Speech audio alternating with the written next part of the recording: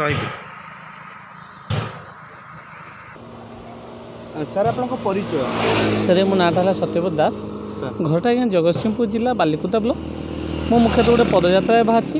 ଉଦ୍ଦେଶ୍ୟ ହେଲା ଓଡ଼ିଶାକୁ ସ୍ୱତନ୍ତ୍ର ରାଜ୍ୟ ପାହ୍ୟା ଦାବିରେ ଓଡ଼ିଶାର 314 ବ୍ଲକକୁ ପହଞ୍ଚିବା ପାଇଁ ଚେଷ୍ଟା ଜାରି ରଖିଛି ଏବଂ ପ୍ରତ୍ୟେକ ବ୍ଲକ ଟୁ ବ୍ଲକ ଯାଇ ପ୍ରତି ବ୍ଲକରେ ବିଡ଼ିଓ ସାର୍ଙ୍କୁ ଭେଟି ବିଡ଼ିଓ ସାର୍ଙ୍କ ମାଧ୍ୟମରେ ମହାମହିମ ରାଷ୍ଟ୍ରପତିଙ୍କ ଦୃଷ୍ଟି ଆକର୍ଷଣ କରିବା ପାଇଁ ଏକ ଦାବିପତ୍ର ଦେଉଛି। ତା ସହ ମୋର ସଂଘର୍ଷ ଜାରି ରହିଛି କି ବିଷୟଟି କିଭଳି ଭାବେ ଓଡ଼ିଶାର 4.5 ଜନସାଧାରଣଙ୍କ ବିଷୟବସ୍ତୁ। ମୁଖ୍ୟତଃ ମୁଁ ପଦଯାତ୍ରା ଯାଜପୁର ଜିଲ୍ଲା ବଡ଼ଚଣା ବ୍ଲକରୁ ବାହାରିଛି ଜୁଲାଇ 10, 2019 ମସିହାରୁ। ଯାଜପୁର ବାହାରି ଯାଜପୁର, କେନ୍ଦ୍ରାପଡ଼ା, ଭଦ୍ରକ, ବାଲେଶ୍ୱର, ମୟୂରଭଞ୍ଜ, କେଉଁଝର, ସୁନ୍ଦରଗଡ଼, ଝାରସୁଗୁଡ଼ା, ସମ୍ବଲପୁର, ଦେଓଗଡ଼, ବରଗଡ଼, ନୂଆପଡ଼ା, ବଲାଙ୍ଗୀର, ସୋନପୁର, ବୌଦ୍ଧ, କନ୍ଧମାଳ, ଗଞ୍ଜାମ, ଗଜପତି, ରାୟଗଡ଼ା, କୋରାପୁଟ, ମାଲକାନଗିରି, ନବରଙ୍ଗପୁର, କଳାହାଣ୍ଡି, ଅନୁଗୁଳ, ଢେଙ୍କାନାଳ, ନୟାଗଡ଼ ଜିଲ୍ଲା ସମସ୍ତ ବ୍ଲକ ପହଞ୍ଚିସାରିଛି। ଏବେ କଟକ ଜିଲ୍ଲାରେ ମୋର ପଦଯାତ୍ରା ଜାରି ରହିଛି। କଣ୍ଟାପଡ଼ା ବ୍ଲକ ଅଭିମୁଖେ ଯାତ୍ରା କରୁଛି। ଆଜି ସୁଦ୍ଧା ମୋର ପଦଯାତ୍ରା ପହଞ୍ଚି 512 ଦିନରେ ଏବଂ এই 512 ଦିନ ମଧ୍ୟରେ ବର୍ତ୍ତମାନ ସୁଦ୍ଧା 284ଟା ବ୍ଲକ ପହଞ୍ଚିସାରିଛି। 285 নম্বর ବ୍ଲକ ଅଭିମୁଖେ ଯାତ୍ରା କରୁଛି। ଏହା ମଧ୍ୟରେ 8009 କିଲୋମିଟର ଅଧିକ ପଦଯାତ୍ରା ମାଧ୍ୟମରେ ଅତିକ୍ରାନ୍ତ କରିସାରିଲେଣି।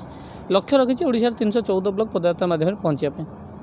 ସାର୍ এই ମାଧ୍ୟମରେ ଆପଣ এই ଯେଉଁ କରୁଛନ୍ତି ପଦଯାତ୍ରା, ତ ଆମ ଯୁବ ସମାଜକୁ କିଭଳି ଗୋଟେ ପ୍ରେରଣା ଦେବା ପାଇଁ ବାର୍ତ୍ତା ପଠାଇବେ? ସାର୍ ଯେହେତୁ ଯୁବ ସମାଜ କଥା କହିଲେ ମୁଁ ବି ଜଣେ ଯୁବକ। ମୁଁ ଏତିକି କହିପାରିବି ଆମେ ଯେଉଁ 4.5 କୋଟି ଜନସାଧାରଣ ହେଉ ବା ପ୍ରତ୍ୟେକ ଯୁବ ସାଧାରଣ ବର୍ଷକ 365 ଦିନରୁ ଗୋଟିଏ ଦିନ ଆମେ ଆମ ରାଜ୍ୟ ପାଇଁ ଆମ ଦେଶ ପାଇଁ ଚିନ୍ତା କରିବା, ନିଶ୍ଚିନ୍ତ ଗୋଟେ ସୁସ୍ଥ ସମାଜ ଗଠନ ହୋଇପାରିବ। ଧନ୍ୟବାଦ। ହଁ ସାର୍।